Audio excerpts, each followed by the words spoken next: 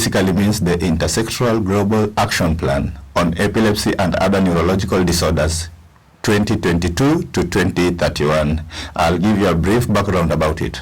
So in November 2020, the 73rd World Health Assembly adopted a resolution known as WHA 7310, requesting the Director General of WHO inter alia to develop a 10-year intersectoral global action plan on epilepsy and other neurological disorders, in consultation with member states, which Kenya is one of them, in order to promote and support the comprehensive coordinated response across multiple sectors. Basically, WHA is the parliament for WHO. Basically, this is where the laws and the other changes are discussed regarding your health. It's a unit within WHO which makes sure that laws are made that support the health sector. So the Intersectoral Global Action Plan on Epilepsy and Other Neurological Disorders 2022-2031 aims to improve the access to care and treatment for people living with neurological disorders while preventing new cases and promoting brain health and development across the life course. It seeks to support the recovery, well-being and participation of people living with neurological conditions while reducing the associated mortality, morbidity, and disability, promoting human rights and addressing stigma and discrimination through interdisciplinary and intersectoral approaches. Mortality means suffering, basically, and morbidity means death. So those are some of the new words which I'll be explaining as we continue. So the Intersectoral Global Action Plan on Epilepsy and Other Neurological Disorder 2022-2031 builds on previous global resolutions, decisions, reports, and commitments, including Resolution WHA 6820 on the global burden of epilepsy and the need for coordinated action at the country level to address its health, social, and public knowledge implications. A number of preventive, pharmacological, and psychosocial approaches are shared by epilepsy and other neurological disorders. This sharing of strategies and approaches, which is also known as synergies, can serve as valuable entry points for accelerating and strengthening services and support of epilepsy and other neurological disorders. Yeah, so basically that is the basic background about what IGAP is. IGAP is the short form of the Intersectoral Global Action Plan for Epilepsy and Other Neurological Disorders 2022 to 2031. So there's a group known as ELI.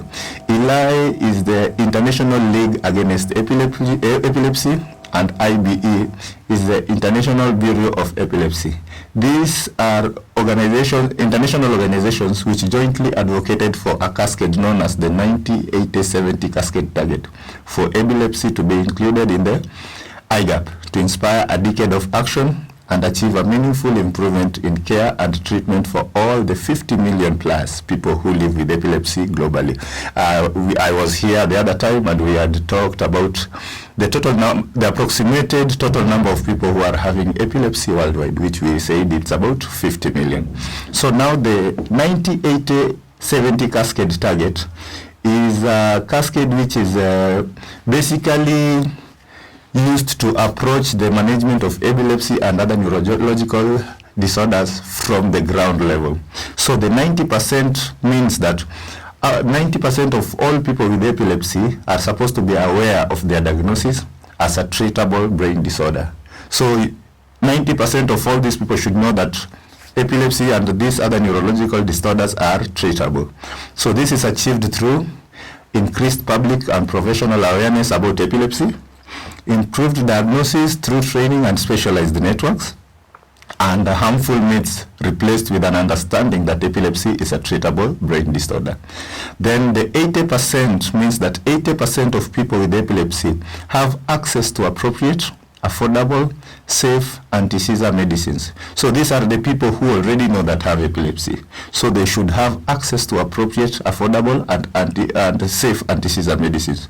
And this is achieved through strengthened, sustainable essential medicine supply chains, proper financing and pricing to ensure that anti-seizure medicines are affordable, and reclassification of certain anti-seizure medicines to allow production and importations. This is basically the law part of it, where some drugs cannot just be imported like that. There are laws restricting their importation. So we are working towards making sure that at least it's flexible so that the drugs can reach every person where he is.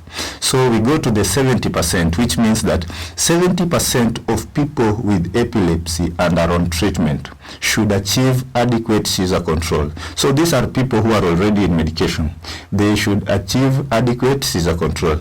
And this is done through investment in primary and community care and support, meaning that those people should be gotten from the ground level, from the grassroots. So people with epilepsy should be informed, engaged, and empowered.